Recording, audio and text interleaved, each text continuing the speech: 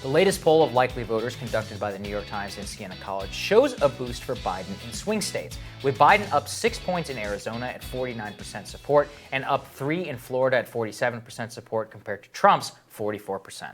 Texas, however, shows a much closer race as each candidate has had a slight lead in various polls. Hill reporter Reid Wilson joins us now from the state of Arizona with his analysis on the battleground states. So great to see you, Reid. Good to see you, Reid. Morning, guys. Let's start with Arizona, since you are there on the ground. What do you think the prospects are for Biden in that state to pull off, what would be a major win for a Democrat in a state that has been red for a long time?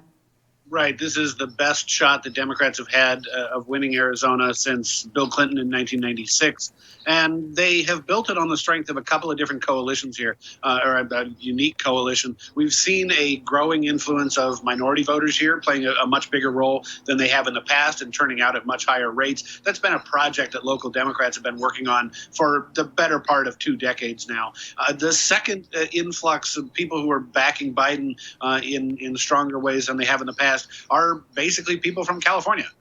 We've seen, the Phoenix area gets a huge number of migrants from inside the U.S., people looking for good tech jobs in a growing tech sector here, looking for cheap housing, looking for good schools, and they come to the Phoenix area and they vote like they're still in California. About as many people under the age of 45 have moved into Arizona in the last decade as those over 45. So this isn't just a destination for snowbirds anymore, but they come here and they vote like they still live in California, and that has definitely shifted the state blue. That's crazy, Reid, that just to hear about those migration numbers. Talk to us about the broader Sun Belt. So we have Texas and then Georgia and Florida. What do you expect these dynamics to see within those states? Are they mirroring that of Arizona, or are there other things at play?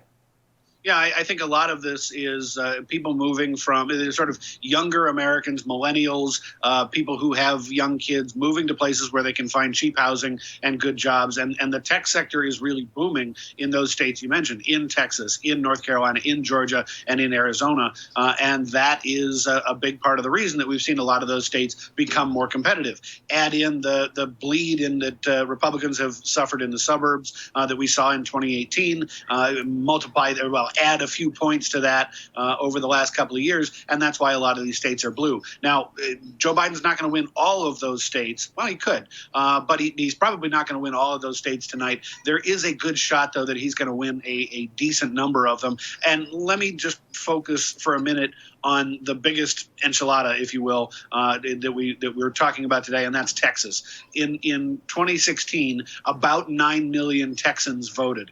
Already this year, 9.7 million Texans have voted, and a couple million more are going to vote today. Let me actually pause you for 1 second, Reid, because this will help illustrate, I think, some of your point. We have a map of the Texas turnout that can show you. This was as of a couple days ago. You can see those areas that are green or that are really dark, those are places that have overshot already before Election Day even came around, their 2016 turnout.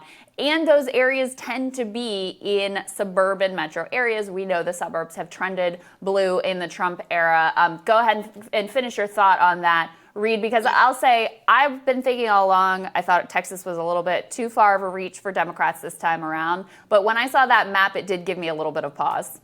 Right. Put that map back up if you can for a second. Sure. I want to talk about those individual counties there.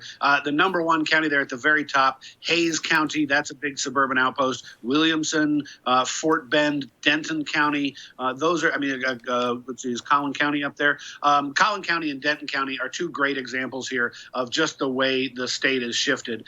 They are 2 counties just north of the Dallas-Fort Worth Metroplex. And back in 2012, they gave Senator Ted Cruz a win by about 32 points in both of those counties. I'm using round numbers here.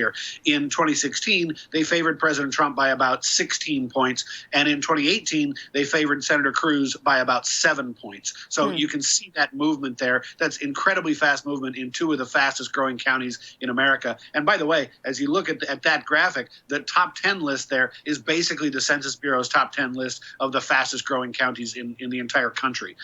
So this is we've seen this massive influx of people moving into Texas. I mean, I've reported stories in Texas Texas before, where I've talked to local officials who literally can't build sewers fast enough to accommodate for all the new housing that's going in that sort of the triangle area, as they call it, which stretches from Dallas in the north to San Antonio in the southwest and Houston in the southeast.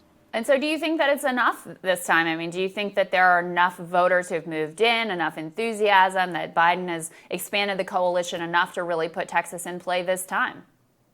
There are enough voters, hypothetically speaking. Now, that doesn't mean that the state is going to go blue or going to stay red. This is what's the most cliche of politics is it's all about turnout, right? And that's what we're looking for today. There are about, of the voters in Texas, about 5.4 million of them are registered Republicans. If we get a turnout that's up to 11, 12 million, is that enough? Are all those independents, going to swing to Democrats? I'm not 100% certain. We won't know until the votes come in, but the possibility is there. The path is there for Democrats in a way that it hasn't been since Jimmy Carter was running for president. Well, there you go. All right, Reid, we really appreciate you joining us from the Sun Belt, and we'll talk to you later tonight. Appreciate it, sir. Yep. See you back here tonight, Reid. Thank you so much. See you guys.